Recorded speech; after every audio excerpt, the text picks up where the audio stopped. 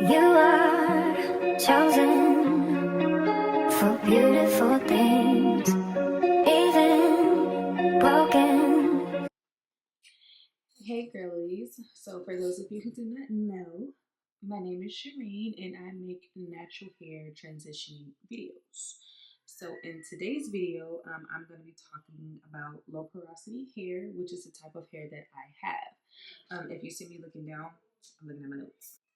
So if you would like to learn some hair care tips that I have learned along the way of my journey, then stay to the very end of this video. Okay, so again, I have low porosity here, which means that I have tighter packed cuticles that makes it a little difficult to allow moisture to get into my hair strands, which means that, of course, I have to do the extra work to get the moisture to get into the strands and penetrate inside so that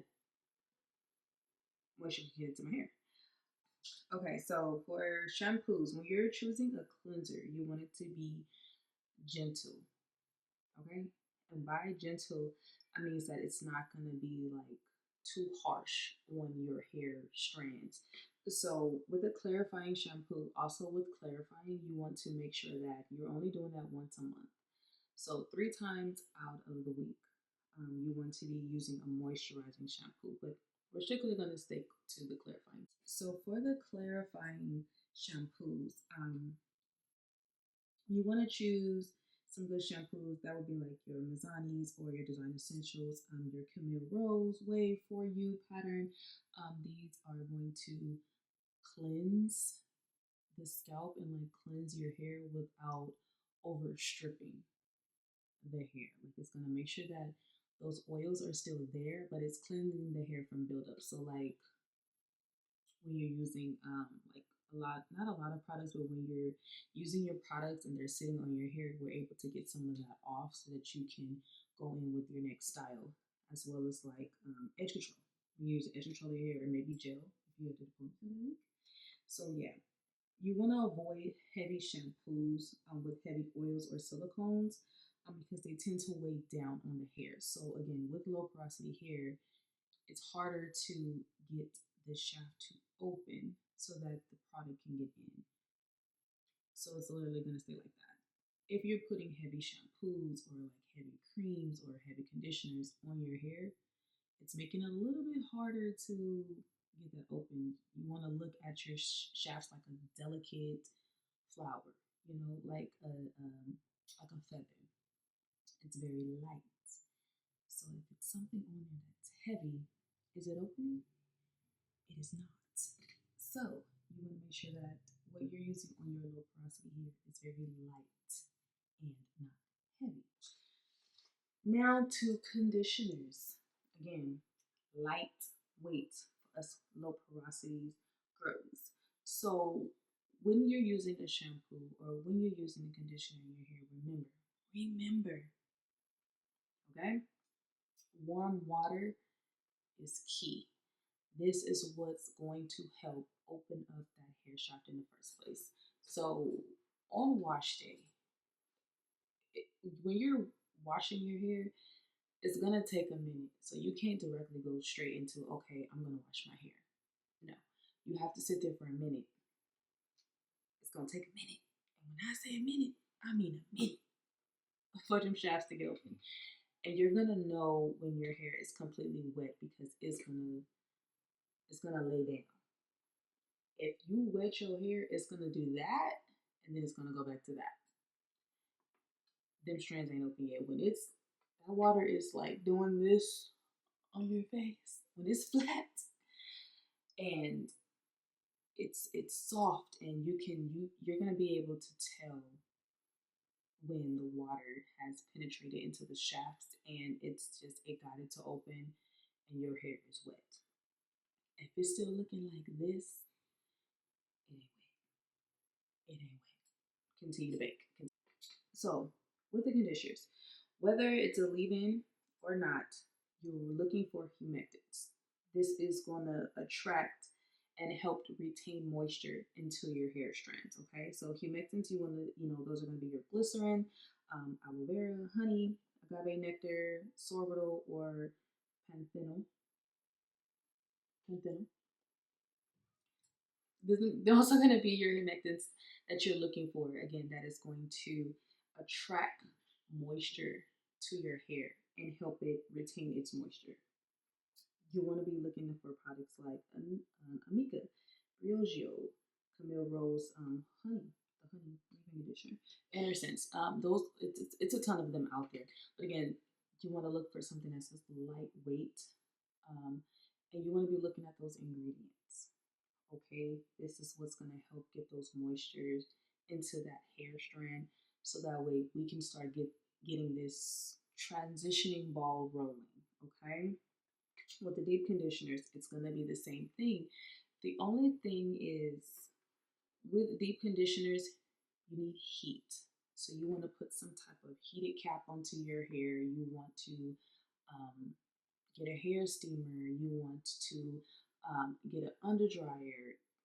Put a cap over your head, get a hot towel, and let it sit on top. This is what's really going to help penetrate the deep conditioner into your hair strands. Like, it's going to be able to really get in there and get that moisture. So again, we can get this ball rolling on the transitioning process. Okay, so if you're transitioning like I am, again, where your hair is curly here and then it's straight here, or you got a little bit of curls here, but it's straight. So if you are transitioning, deep conditioning is a must every week. Again, we're trying to get that moisture into the strands. Now, yes, those hairs are dead hair. It's dead hair.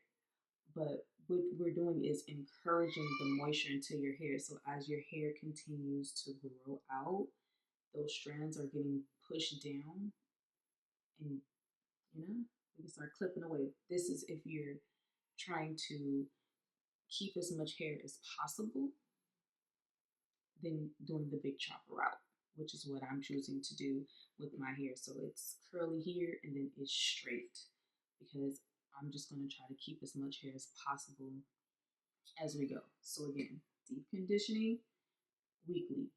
That's a must. You want to get some kind of routine going with your hair. Me personally, I do my hair every Sunday after church. I come home, I chill for about an hour, and then I get straight into my wash day. I don't use conditioners in my hair. I strictly just do a deep conditioner, and then I use a leave-in conditioner. So I'm not using like a conditioner after I wash my hair. It's just strictly straight into the deep conditioner and then into the leave-in conditioner, and then whatever style I'm gonna do for the week. Now, jumping into styles. With transitioning, what I've learned is you want to stick to one style. Now, this can get pretty boring because it's going to be one style, but you want to get one style and you want to keep that in rotation at least for the first 3 to 4 months while you're transitioning. So, my go to styles right now are braid outs. I braid my hair down, and then when I get to about this much of hair left, I add a perm rod on the ends to encourage the curl. Sometimes I'll braid it to where like my hair is curly, and then where it's straight, all of that goes into a rod. But lately I've been just braiding it all the way down because I'm entering into like stage like month 5. So I'm getting into that stage where like I'm starting to get more of my natural hair coming in. So now I can braid it down to about an inch or two, about this much, and then I put the rod on the end. But you want to stick to one style, so you don't want to be trying to do too much. Right now, twist outs. I know we want to do the twist outs because they look so beautiful, but right now, sis, right now, girl, you don't want to do that. You just want to do a braid out. You want to do some perm rod sets, maybe some flexi rod sets. Maybe even some protective styles, but you want to stick to one thing while you're transitioning. So you don't want to do a whole bunch of back and forth. Even with the products right now, you don't want to have a whole lot of products. You just want to stick to 3 products that you know works for your hair, and that's going to be, as far as wash day, you just want to stick to the 3 products: a shampoo, a deep conditioner, and then a leave-in conditioner that works amazing with your hair. Right now, what I have in rotation um, is Pantene Gold Series. That's what I'm using as far as a shampoo. And then a deep conditioner, I'm using two. So again, it's because I'm already in month 5. But in the beginning half, I was always using Hask, their argan oil deep conditioner, as well as Pattern, their transition deep conditioner. And then as far as leave-in, I'm using Design Essentials. It's always going to be Design Essentials. That's what works perfectly for my hair. It's very lightweight. It smells amazing. It gets that moisture in there. That's in rotation. Even their mousse, and I just use mousse, do a braid out, add that perm rod. It sets me up for the week. With my braid outs, with us transitioning, you're going to have to refresh your hair for the week. So again, I have my week set up with Sunday being the first day, Saturday being the last day of the week. By Wednesday, Thursday, I'm kind of looking at my hair like, do I need to be refreshing my braid out? Usually it's Thursdays when I'm refreshing my braid outs. Sometimes it could be a Wednesday, just depending on how work went, how the week is going, and how my hair looks. Because sometimes I can do my braid outs and they come out bomb, and then they last till Thursday, and then I just have to refresh Thursday, Friday, Saturday, Sunday, boom. But sometimes, like if I was rushing or if I was just exhausted, I'm like, whatever, I just gotta refresh my hair. It's gonna have to be a Wednesday. It's gonna have to be a little bit earlier, but I just refresh my hair. But with transitioning, you're gonna have to refresh your hair at some point during the week. You just need to look at your hair and figure it out. Like right now, I don't have to refresh my hair, and it's only because I didn't do my hair Sunday. I did not do my hair on Sunday. I did it Monday. I did like a full wash day on Monday, and today it's Thursday, so I don't even have to refresh. But Friday, I'm probably gonna have to refresh because maybe tomorrow I may just refresh. Actually, I'm just gonna refresh so I can make another video, so you guys can see my updated braid out. Yes, that's what I'm gonna do. That's what I'm gonna do. I'm gonna refresh that day. So yes, with transitioning, you're gonna have to refresh your hair throughout the week. Now, when we get into protective styles, that one is a little tricky because you have to keep that moisture into your hair coming weekly so that your hair gets into a routine where it knows, okay, this is what you want me to do. Absolutely, I'm going to do that. So you have to get your hair into that flow. So it gets a little tricky, but it can also be a good thing for your hair. Braids, whether they're knotted or knotless, they need to be light. Whether they're faux locks, Senegalese twists, whether you're doing some straight backs, you don't want to be, doing all of that.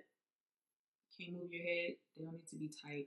They don't need to be heavy. You want to really learn the density of your hair and the circumference of your head, not your face, but your head. You want to know your circumference. Like with my hair, I have a little beach ball, a little peanut head. Compliment to my father, but I have a little peanut head. But my hair density is on the higher side because it's so thick. So because my hair is thick, but my head is little, my braids, my faux locks, whatever I'm putting into my hair, they cannot be heavy because my hair will fall out immediately. Because heavy hair added with extra heavy hair with a little head, it's not going to work out. So you want to make sure you know your hair density and the circumference of your head, and what your head and your hair strands, like what they can hold when you're having protective styles, so that you're not damaging your follicles, you're not damaging your hair even more. So make sure you're taking a look into that. Again, lightweight, you should be able to take your hair up, put it into a bun or a ponytail, and not have to feel like you being pulled back somewhere. Like we being pulled back into the past. No, we're headed forward. We're transitioning, right? Okay, so now protein treatments. Protein treatments with protein conditioners for low porosity. We don't need to do this that often. You really want to do this once every 3 months. This is also going to help prevent like breakage, excessive shedding. It's going to help with that transition. But because we have low porosity hair, we don't need to be doing that often. You really just want to look for signs that your hair even needed in the first place. Like if you're not seeing, like, again, excessive breakage or lack of elasticity, like when you pull your hair while it's wet, is it automatically breaking? Like, does it bounce back lightly? Don't be aggressive, like lightly. Is it, have that lack of elasticity? Do your hair feel weak or limp? I did a protein treatment on my hair about 2 months ago. Because I have excessive like shedding and like that type of thing going on, which I'm paying attention to because also with transitioning, you're gonna be losing a lot of hair. So you gotta kind of look for that difference of, is my hair like shedding bad, or is this the dead hair that's coming out because I'm transitioning? And I had to learn the difference, and that's what I'm learning right now. So, you're looking for split ends, like does your hair feel gummy, recent chemical damage, loss of curl definition. This is what you're looking for with the protein treatments. But you'll kind of know the more you're looking at your hair, you're learning your hair, you're studying your hair, you're falling in love with your hair, you'll see, like, this is what my hair needs. Again, low porosity hair, once a month. That's all we need. You want to be looking light. We're staying with light, okay? Light protein. So you want to look for stuff that say like silk, wheat, or oat protein. These is, again, some products will be your Design Essentials, Olaplex, Amika Pattern, or Dr. Miracles. Oh my gosh. I hear great things about Dr. Miracle. That is in my Amazon cart. And I'm currently waiting for that to come in, but that is a protein treatment, which I'm probably going to be doing in a little bit. So be on the lookout for that video as well. Okay, so now let's talk about styling your hair. Again, you want to stick to one thing, at least for the first 3 to 4 months, to kind of get your hair into that vibe of this is what you want it to do. So you're always going to stick with the LCO method. I don't know with no LOC, baby, we're not doing that. We're doing the LCO method. Liquid, some type of cream, and oil. Oil is going to help seal and close that out. Of course, the cream, get up in there, liquid to get this all functioning and going for putting in there. Again, these are going to be your braid outs, perm rods, flexi rods, some kind of protective style, your braids, your twists, faux locks, weaves, wigs, whatever it is, what have you, that you're doing.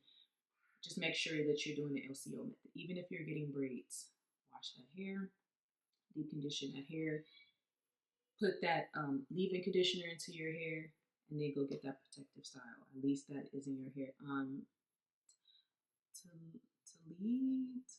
don't know what it's called, but I'm gonna find it and I'm gonna link it down below. They have like a protective style moisturizing spray that you can put into your hair that's still helping out your hair. As well as Cantu. I think I have one in there. I'll link that one down below too. The Cantu, they have one where you can like put into your hair. That really helps with the hairs. With the protective styles, no tension, no stiff neck, nothing too tight. Just keep it as light as possible. Okay, hear me and hear me again, okay? Come in here and listen, sweetie. If you are getting a weave, please, and this is going to be that sew-in. If you're getting that, please ask your stylist to do a beehive. I know that we're in this new wave where everybody's doing a little braid down, pull up. That is like really messing up your hair and it's damaging your hair. It is. I don't care how light they braid. I don't care what they say in that pull up method and then they braiding it from the back. No, ask for a beehive. This is way more soft for your hair. You don't have to pull. If they know what they're doing, okay? With braiding your hair, you don't have to pull. If you just continue to keep braiding, your hair is going to naturally come in there and it's going to all attach. It's going to all come together. Ask for a beehive. This is going to be low tension right here on these edges. It's going to be low tension up in there because, it's not braided and then pulling up. It's literally like it's still connected, so it's going to be lower tension. I know that a lot of these new stylists, they don't like to do the beehive, but For the protection of your hair, don't be afraid to shake that table. Let them know, excuse me, can you please do a beehive? Anyway, with weaves, the base matters. The base matters. So with that being said, ask for that beehive. Like, just make sure you let them know what works best for your hair with you transitioning and wanting to really take care of your hair. This is your crown. The Lord blessed us with this on the top of our head, and every hair on our head is numbered. And this is our crown of glory. So we want to make sure we're taking care of that. So don't be afraid to shake that table and ask for that beehive and just do what's necessary to be taking care of your hair.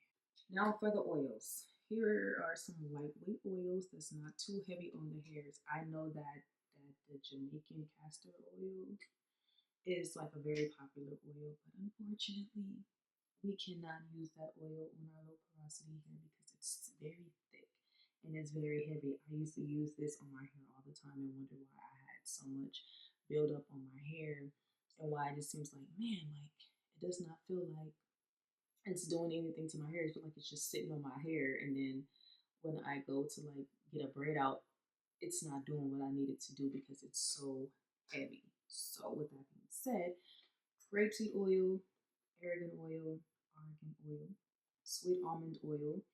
It's a little bit on the lighter side. So we want to use that, coconut oil, for instance, where it's a little bit lighter. Those work perfectly on our low porosity hair. So those are the oils that you want to make sure that you're putting on your hair because it's a little lighter.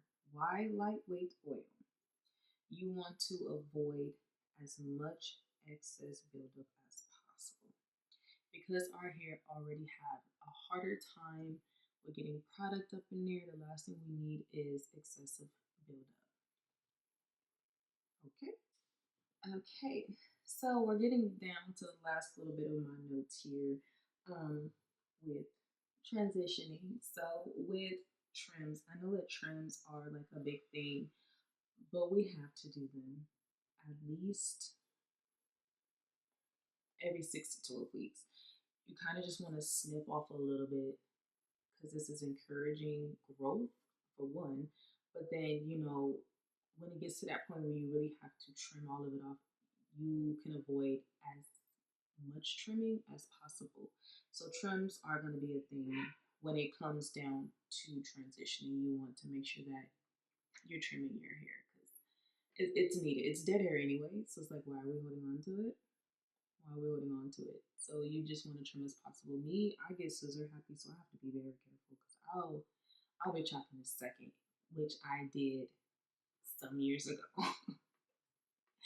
I did some years ago. So I didn't really like it. I was really sad and I told myself I was not doing it again.